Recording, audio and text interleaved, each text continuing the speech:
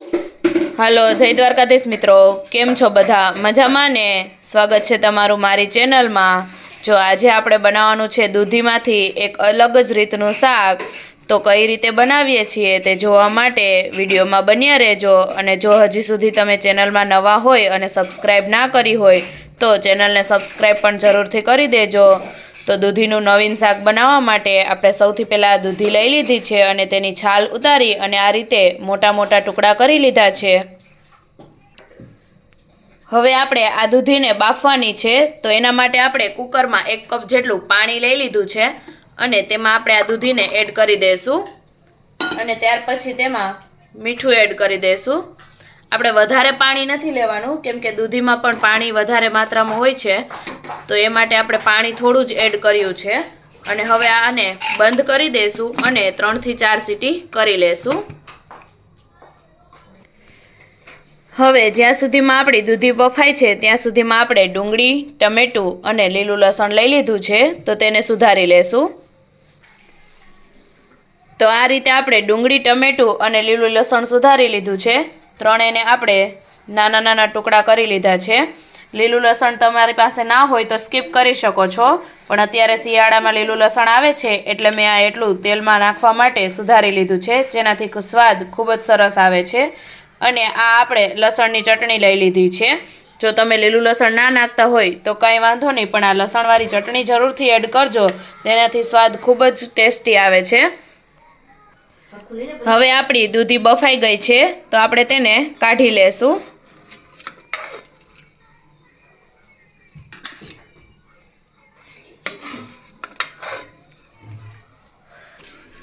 દૂધી આપણે કાઢી લીધી છે, પણ જે પાણી વધે તેને આપણે ફેંકી નથી દેવાનું, આપણે અત્યારે તેને સાઈડમાં રાખી દેશું। જ્યારે શાક વઘારશું ત્યારે પાછળથી જો જરૂર પડશે તો આપણે તેમાં એડ કરશું। અને હવે આપણે આ દૂધીનો છૂંદો કરી લેશું। જે રીતે આપણે પાઉંભાજીનો છૂંદો કરીએ એ જ રીતે આને પણ ક્રશ કરી લેશું।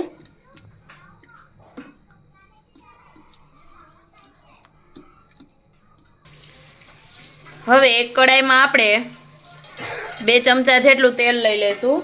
તેલ આપણે આમાં થોડુંક વધારે રાખવાનું છે। હવે તેલ ગરમ થાય એટલે સૌથી પહેલાં આપણે તેમાં જીરું એડ કરી દઈશું। ત્યાર પછી લીલું લસણ નાખી દઈશું અને ત્યાર પછી આપણે તેમાં ડુંગળી એડ કરી દઈશું। હવે આપણે ડુંગળીને થોડીવાર માટે ચડવા દઈશું।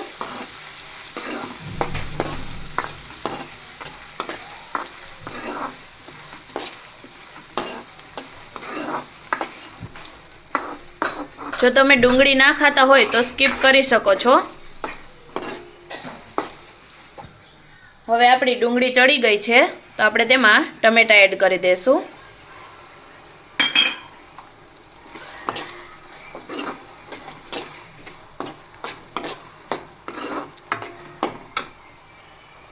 અને હવે આપણે સાથે બધા મસાલા એડ કરી દઈશું। તો અડધી ચમચી જેટલી હળદર, સ્વાદ પ્રમાણે મીઠું આપણે બાફવામાં નાખ્યું હતું એટલે થોડુંક ઓછું નાખશું। ત્યાર પછી આપણે પાઉંભાજી જેવું શાક બનાવીએ છીએ દૂધીનું, એટલે 1 ચમચી આપણે પાઉંભાજીનો મસાલો એડ કર્યો છે અને થોડોક ગરમ મસાલો નાખી દઈશું। બધા મસાલા આપણે મિક્સ કરી લીધા છે, તો હવે આપણે તેમાં લાલ મરચું પાવડર એડ કરી દઈશું। જે આપણે લસણવાળી ચટણી ખાંડીને રાખી છે તે, જો તમે લસણવાળી ચટણી ના ખાંડી હોય તો એમને પણ લાલ મરચું પાવડર એડ કરી શકો। અને હવે તેને મિક્સ કરી લેશું। આ રીતે લસણવાળી ચટણી નાખવાથી શાકનો સ્વાદ ખૂબ જ સરસ આવે છે। હવે ગ્રેવી આપણી એકદમ પાકી ગઈ છે, તો એમાં આપણે જે દૂધીનું છૂંદો કરી અને રાખ્યો હતો તેને એડ કરી દઈશું અને તેને હલાવીને મિક્સ કરી લેશું।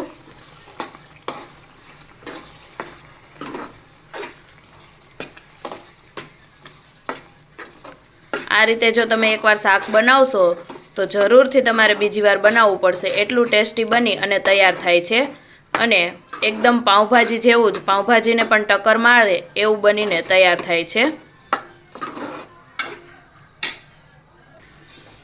અને હવે આપણે તેમાં દૂધી બાફીને જે પાણી અલગથી રાખ્યું હતું એ એડ કરી દઈશું.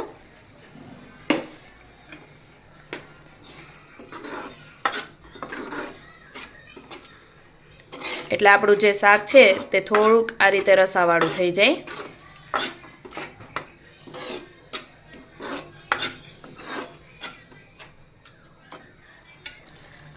હવે લાસ્ટમાં આપણે તેમાં થોડીક ખટાશને બેલેન્સ કરવા માટે ખાંડ એડ કરી દઈશું. જો તમારે ના નાખવી હોય તો સ્કીપ કરી શકો છો. અને ધાણા જીરું પાવડર એડ કરી દઈશું. પછી તેને હલાવીને મિક્સ કરી લેશું.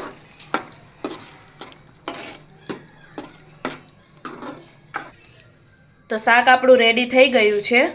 તો ઉપરથી આપણે તેમાં લીલા ધાણા એડ કરી દઈશું. તો તૈયાર છે આપણું દૂધીનું એકદમ અલગ રીતે શાક. જો આ રીતે તમે શાક બનાવશો તો જે દૂધી ના ખાતા હોય એ પણ ખાવા માંડશે. એટલું ટેસ્ટી બની અને તૈયાર થાય છે. અને બહારની પાઉંભાજી તો તમે ભૂલી જ જશો. તો એકવાર જરૂરથી આ રીતે ટ્રાય કરજો અને કમેન્ટ કરીને જરૂરથી જણાવજો કે તમને રેસીપી કેવી લાગી.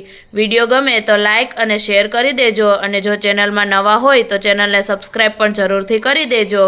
આવા અવનવા ગુજરાતી વાનગીઓના વિડીયો જોવા માટે એકવાર અમારી ચેનલની અવશ્ય મુલાકાત લેજો.